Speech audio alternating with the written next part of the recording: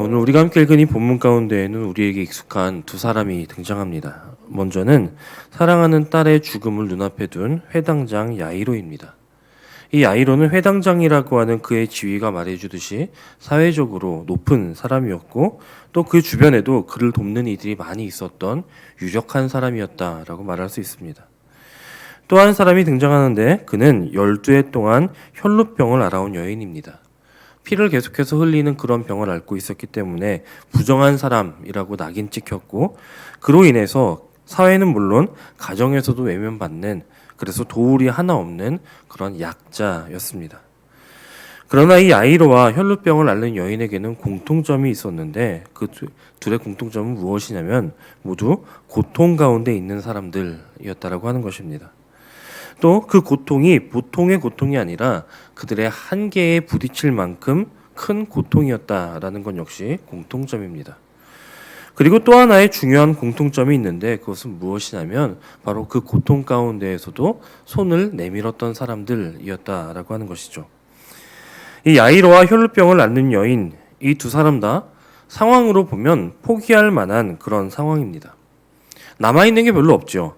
야이로에게는 딸에게 남아있는 시간이 별로 없고 또 그런 딸을 두고 아비로서 할 수 있는 일도 얼마 남지 않았습니다.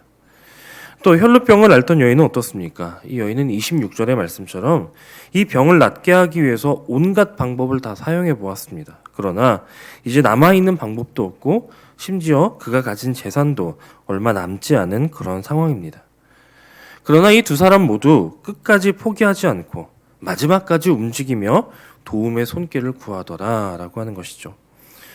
회당장이라고 하는 지위를 가지고 있던 야이로가 나사렛 출신의 청년 목수 예수에게 나아가서 엎드려 도움을 청한다라고 하는 것은 그가 모든 수단과 방법을 다 동원한 이후에 그리고 나서 최후의 선택할 만한 그런 방법입니다. 혈루병을 앓던 여인은 어땠습니까? 감히 예수님의 앞에 나아가지도 못하고 예수님께 고하지도 못하고 아무것도 못하는 그 상황 속에서 마지막으로 그나마 할 수 있었던 행동이 그저 예수의 옷자락에 손을 대어보는 일이었습니다. 남아있는 것은 이처럼 없었지만 그럼에도 손 내밀고 엎드리고 움직였던 그 작은 움직임으로 인해 그들은 결과적으로 일어나게 되는 그런 이야기입니다. 그래서 오늘 본문 속 이 이야기들은 이들의 아픈 이야기가 아니라 이들이 일어나는 이야기라고 말씀드릴 수 있습니다. 고통 속에 있었지만 그래서 그 고통 때문에 한계를 만났지만 심지어 그 한계 가운데 할 수 있는 일도 없었지만 그들의 작은 움직임으로 죽은 딸도 일어났고 혈루증으로 오랜 시간 고통받던 여인도 일어났습니다. 그리고 이렇게 일어나는 이들을 보며 오늘 우리도 함께 일어날 수 있게 되기를 소원합니다. 자, 그렇다면 우리가 오늘 주목해야 되는 것은 오늘 본문 속 이들이 어떻게 일어났는가라고 하는 것입니다. 두 가지 요인이 있는데 먼저는 말입니다. 주님의 말씀으로 일어납니다. 그리고 두 번째는 믿음으로 일어납니다. 즉 오늘의 우리 역시 우리의 고통의 자리와 또 우리가 주저앉아 있는 이 자리에서 일어나기를 원한다면 이 두 가지에 집중해야 한다라고 하는 것입니다. 첫 번째는 주님의 말씀입니다. 여러분 먼저 혈루병을 앓던 이 여인을 보십시오. 지금 그녀는 부정한 상황에서 사람들과의 접촉은커녕 사람들 앞에 나오지도 말라는 그 유대의 율법을 어기고 예수님이 계신 자리에 나왔습니다. 조용히 아무도 모르게 예수님의 옷자락이라도 만져보려고 했는데 예수님은 바로 그 사실을 알아채시고는 누가 내 몸에 손을 대었느냐라고 말씀하십니다. 여러분 예수님께서 이 말씀을 하실 때 가장 가까이에 서 있다가 이 말씀을 들은 이 여인의 마음이 어땠을지를 한번 상상해 보십시오. 그 음성을 듣는 이 여인의 이 마음이 얼마나 두렵고 또 떨렸을까요? 실제로 33절 말씀은 이 여인이 두려워하여 떨며 그 앞에 엎드렸다라고 기록하고 있죠. 보통 일반적인 상황에서 이 여인이 듣게 될 그런 일반적인 말은 책망하는 말, 정죄하는 말, 비난하는 말이었을 것입니다. 왜 이와 같이 율법을 어겼느냐고, 어떻게 감히 예수님의 능력을 도둑질하였냐고, 네가 그런다고 해서 소용이 있을 것 같냐고 이런 말들을 아마 이 여인은 예상했을 것입니다. 그런데 이 여인을 향한 주님의 말씀은 무엇이었습니까? 34절에서 주님은 이렇게 말씀하시죠. 딸아, 내 믿음이 너를 구원하였으니 평안히 가라. 내 병에서 놓여 건강할지어다. 지금까지 사람들에게 외면받고 또 비난받던 이 여인을 향해 내 딸아 라고 부르시며 너는 소외된 존재가 아니라 사랑받는 존귀한 존재다 라고 말씀하십니다. 기나긴 그 병 때문에 하나님으로부터 나는 버려진 그런 존재가 아닐까라고 여기던 그녀를 향해 내 믿음이 너를 구원하였다라고 말씀하십니다. 두려워 떨고 있는 이 여인에게 평안하라고 말씀하시고 무엇보다 그녀를 긴 시간 사로잡고 있던 그 병에서 놓여 건강하라라고 말씀하십니다. 주님은 그저 이 여인의 육신의 병만 고치신 것이 아니라 그간 12년의 시간 동안 받았던 마음과 영혼의 상처까지도 고치시고 그간 무너져 내렸던 이 여인의 삶을 일으켜 세우신 것입니다. 주님은 야이로에게도 일으키시는 그런 말씀을 하십니다. 어렵사리 예수님을 모시고 가던 야이로에게 사람들이 와서 말합니다. 딸이 그 시간을 견디지 못하고 죽었다라고 하는 것이죠. 여러분, 이 소식을 들은 이 아비의 마음이 어땠을까요? 온몸에 기력이 빠지고 서 있을 힘도 없어 그 자리에서 무너져 내리지 않았겠습니까? 저는 개인적으로 이 장면에서 너무나 아픈 장면이 있는데 그것은 바로 그 소식을 전하는 이들이 야이로에게 건넨 말입니다. 그들은 딸이 죽었다는 그 말만 들어도 너무나도 힘들고 괴로울 이 야이로에게 이제 다 끝났다. 이제 다 끝났으니 선생님을 더 괴롭히지 말고 이제 예수를 그만 보내라. 이렇게 말하는 것입니다.